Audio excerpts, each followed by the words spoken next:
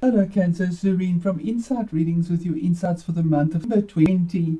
Thank you so much for your likes, your comments and your views. I really do appreciate that. I also just want to say with a grateful heart, thank you for your gift to me of your subscription. It is free and this is a gift to you, the reading. So thank you for that. I really appreciate it. It helps me to grow the channel as well. So with that said, I just want to go straight into our reading and ask my spirit guides, source, angels, and God, please to be present, to give me clarity, guidance, understanding, with discernment for the messages for Cancer for the month of 20. Thank you. Thank you for your wisdom. Amen. Okay, Cancer, so we'll start off with the messages from your animal spirit guides. And let's just see how we start the month off. This is for the month of November. It is a general reading.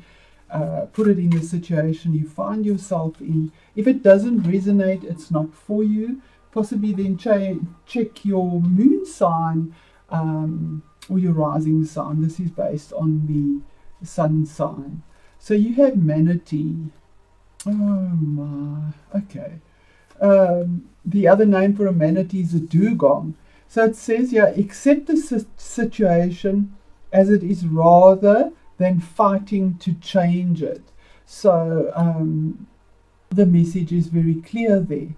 So it says here, there are times to fight for what you believe in and times to lay down your sword and surrender.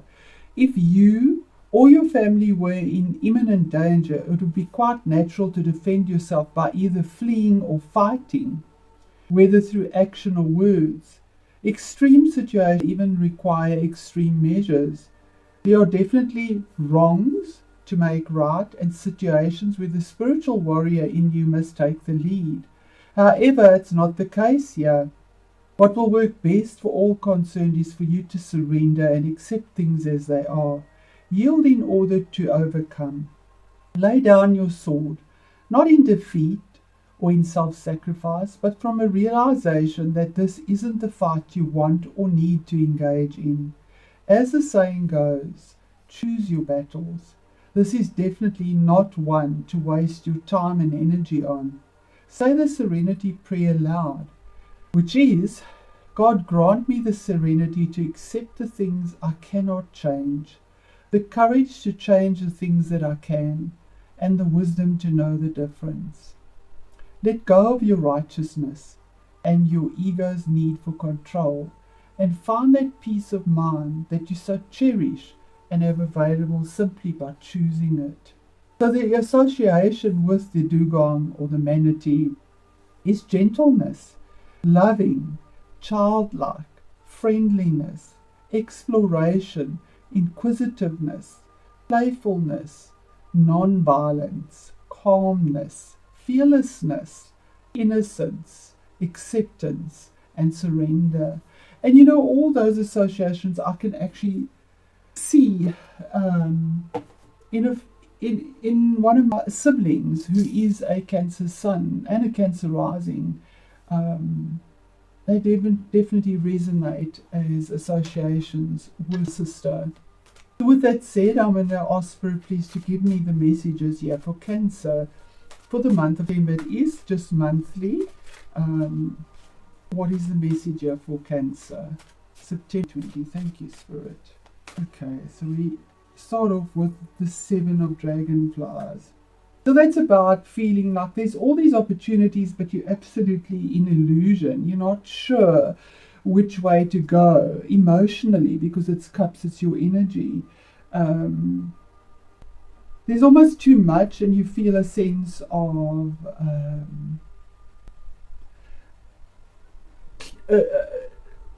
confusion or almost like you know that there's the opportunities are there, but you can't emotionally you feel confused about what to do, where to go to, because 7 is a sacred number and it's a decision that needs to be made, but there's so much to choose for that you almost feel like you can't make the choice. But we do have one cup on this deck, with the waters flowing into it. So there is one choice. The other dragonflies are basically just shadows. There is one, and it is possibly for emotional happiness, because the Ace of Cups is emotional happiness and fulfillment, and you are sensitive emotionally. So that is just the shadow of all these choices that you need to make. There is only one real choice there. And then as you go on, the Nine of Beetles, it could be around finances, independence, something earthy, because the Beetles is earth energy, and Pentacles is about something tangible, which would relate to something like property or finances or salary, but in a practical manner, in a practical way. So there could be that, but it is a 9. A 9 is the end of a cycle, but also a standalone number. So something that you're doing on your own, very independently, wanting financial independence, wanting to be able to enjoy the creative energy of what independence financially, in a tangible sense, can bring for you. This could also be in health. This could also be in health, or even a relationship. What is the future? And this is all in the month of with these energies. Our readings are for a month. We put that there. We can see. And there you are. That is absolutely you, Cancer. This is the High Priestess. It's a major arcana saying, don't look at the mirror reflection, look at the reality of things. There is abundance here. These pomegranates are in the chandelier, and they've burst open. So there's creative energy here, but it's on high. Yeah, but they are open. You know, in this deck, we don't have a curtain saying that there's something that you're not aware of. You are fully aware of something here. Intuitively aware. You know what to do. You know what choice to make. Because this doorway here is open. There's the moon there. There's clarity here. Intuitively, you have a gut feeling. Here's your clarity as well. And the book is open. You know, normally that Torah is rolled up on her lap. It's open here. The moon is under her foot. The moon is behind you. Here's the reality of the thing, and it's a 2. So there's a choice that needs to be made here for sure. And intuitively, you know what choice you need to make there. Okay, what is the message from Spirit with regards to this situation for Cancer, wherever it is? And that's the King of Dragonflies. So this could be a person, because it is a court card, but it could be your own energy as well. I don't put genders to the cards in a general reading, because it could just mean a king would be a very mature energy, and it would be manifestation on the outside, not just internally, like a queen would be nurturing. This is a change on the outside, on an emotional level, using strategy, being diplomatic, being wise. And here we don't have shadows of dragonflies. We have the actual dragonfly with the topaz, which is clarity, absolute clarity of where you're going, with the emeralds here as well. So the king is a mature energy, and there's the cup was with the emotions, and this is water, and here's the cup with the dragonfly. So something is coming through. Spirit is saying that there's going to be change on the outside that affects you emotionally, or there will be a person, a male figure, that will bring this through to you. That is very emotionally supportive of whatever the choice is that you need to make with independence or on your own, for some sort of structure or tangible change. What is there we go. What is hidden here? There's the choice again. Do you see the shadow here? 2. So there's a choice. There's a 2. Here's a 2. There's a choice that needs to be made where you take the action. This is firepower. I mean, it's fire now. Fire and water don't mix that easily, you know. But yeah, it's saying take the action. Take the action. At the moment, you're stuck. You're just the shadow. We see the shadows dancing around the flame here. But there is this manifestation of this growing. We can see the 2 rubies growing here. But there's a choice that needs to be made, and it hasn't quite been made yet. It's hidden because it's still shadows of the moths. It's not the physical moth itself yet. We have the beetles. We don't have shadows. So look at that choice there. Face what is real, not the mirror image, because the moon mirrors whatever. If you're feeling negative, that's what you attract. If you're feeling positive, that's what you attract. And yeah, you have the two choices. Which way do I go? You're still thinking about it. What is the challenge in all of this? Or the difficulty? Okay, to walk away from whatever is keeping you bound. The 8 of Dragonflies. They're looking at this. So something is not making you happy emotionally. And the cup is upside down here. With it standing up. So you need to make a change on the outside, or somebody is going to bring it in, spirit. But you need to walk away from something. The hand is saying, be the different one. Be courageous. Even though you've got so much. Because 8 Dragonflies is something that has lasted a long time and has brought a lot of fulfillment. But you know innately something is missing. And that you have the courage and conviction to actually turn your back, walk away and look for something else. That is more emotionally fulfilling, because something is missing emotionally. Whether it's a career, whether it's a relationship, wherever this is, and the outcome. Okay, so there's the page could be... it could be a person, would be a younger person, a child, or something to that effect as well, because it is a court card, as I say, the court cards. But this is a general reading. So pages for me is information. And yeah, we see the feather. So information that comes through with regards to career, a project, to taking action. It's pleasant news. And then here's the real moth. It's not the shadow anymore. Here's the real moth. From 2 shadows, here you have a real moth moving on. So something real, some action is taken here with the news that comes through that gives you that lift. Because the news that comes through is very pleasant and uplifting and creative, and in the direction that you want to go, because the action is put there now. So I'm going to take a card here, and these are quite long sometimes, so this seems to extend the reading, but they're so beautiful. I'm going to add it in. It's the Tree Angel Oracle, and it's all about the trees and the angel oracle of that tree. So how does this resonate with the fight that Spirit is saying? It's not worthwhile fighting in it. There's something you need to walk away from, because there's something better here for you. And innately you know that. What is the Tree Oracle for Cancer? And there we have one, the Pair.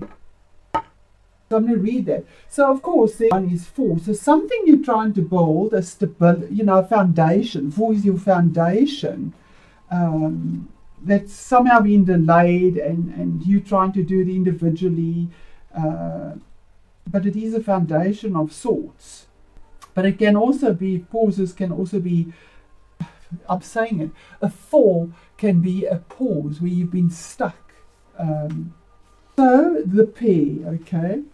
And it says that the fruits of the wild pear are small, tart, and very dry.